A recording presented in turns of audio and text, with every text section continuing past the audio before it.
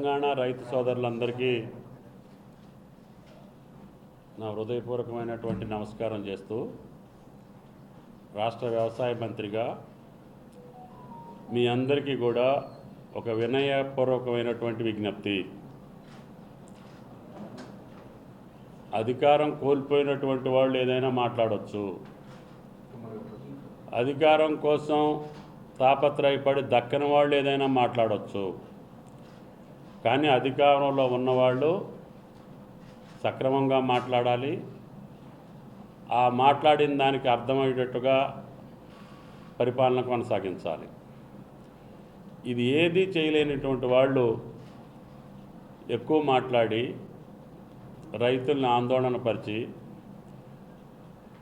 వాళ్ళ యొక్క ఆందోళన ద్వారా రాజకీయ లబ్ధి పొందాలని ఒక నికృష్టమైనటువంటి ఆలోచన, ఒక కుచితమైనటువంటి ఆలోచన, ఒక దుర్మార్గమైనటువంటి ఆలోచన చేస్తున్నటువంటి ప్రతిపక్ష పార్టీకి, అదేవిధంగా రైతు గురించి మాట్లాడనటువంటి పార్టీ, రైతులకు అనేక సమస్యలను సృష్టించినటువంటి పార్టీ, దేశ స్థాయిలో కూడా రైతులకి ఆదాయాన్ని రెట్టింపు చేస్తామని చెప్పినటువంటి పార్టీ ఏ విషయంలోనూ కూడా రైతాంగానికి లాభం చేయకపోగా ఆ పార్టీ కూడా రైతుల గురించి ముసలి కన్నీరు గారుస్తూ ఉంది.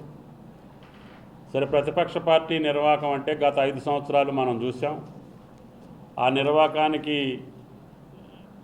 తెలంగాణ ప్రజలు, ముఖ్యంగా రైతులు వాళ్ళకి అర్థం చెప్పారు. వాళ్ళకి తెలియాల్సింది ఏంటంటే, గ్రామీణ ప్రాంతంలో ఆ పార్టీకి వచ్చినటువంటి ఫలితాలు, పట్టణ ప్రాంతంలో వచ్చినటువంటి ఫలితాలు, దాన్నైనా గమనంలో తీసుకొని ఇంకా రైతుల్ని గత 5 సంవత్సరాల్లో మోసం చేసినటువంటి మీరు, దగా చేసినటువంటి మీరు, ఆడని అయోమయానికి గురి చేసినటువంటి మీరు ఇంకా అదే మాటలు వల్లిస్తూ మొదటి పంట కాలంలోనే కాంగ్రెస్ పార్టీ మే 22న రాహుల్ గాంధీ గారు వరంగల్లో ఇచ్చినటువంటి మాటను నిలుపుకోవటం కోసం 2 లక్షల రుణమాఫీని మా పార్టీ అధికారంలోకి వస్తుంది 9, 12, 23, 24న 23వ సంవత్సరం.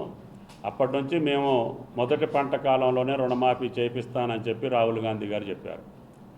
అదే పద్ధతిలో మేము కూడా అధికారంలోకి వచ్చిన తర్వాత అగ్రనాయకులు రాహుల్ గాంధీ గారు చెప్పినటువంటి మాటకి నిలబెట్టాలని కష్టమే 31,000 కోట్లు ఒకే పంట కాలంలో రైతుల ఖాతాల్లో జమ చేయటం అనే ఒక ప్రక్రియ ఒక రాష్ట్రానికి, అప్పుల్లో ఉన్న రాష్ట్రానికి, అధోగతి పాలైనటువంటి రాష్ట్రానికి, వ్యవస్థలు చిన్నాభిన్నమైనటువంటి రాష్ట్రానికి, వ్యవస్థల్ని నాశనం చేసినటువంటి ప్రభుత్వం నుంచి మాకు సంక్రమించినటువంటి అనేక రకమైనటువంటి ఇబ్బందులను తట్టుకొని 31,000 కోట్లు ఒకే పంట కాలంలో, మొదటి పంట కాలంలో అధికారం వచ్చిన తర్వాత రైతుల ఖాతాల్లో జమ చేయాలని ఒక సాహసోపేత నిర్ణయం చేసినటువంటి ఆనాటి పిసిసి అధ్యక్షుడు, నేటి ముఖ్యమంత్రి రేవంత్ రెడ్డి గారి యొక్క మాటని నిలబెట్టడం కోసం ఆయన గారు ఇచ్చినటువంటి వాగ్దానం ఆగస్టు 15 లోపున 2 లక్షల లోపు ఉన్నటువంటి రుణాలు మాఫీ చేస్తాము.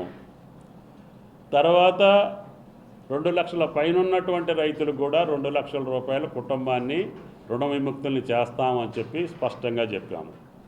అదే ప్రకారంగా జీవో ఇచ్చాము. జీవో ఎప్పుడు ఇచ్చాము?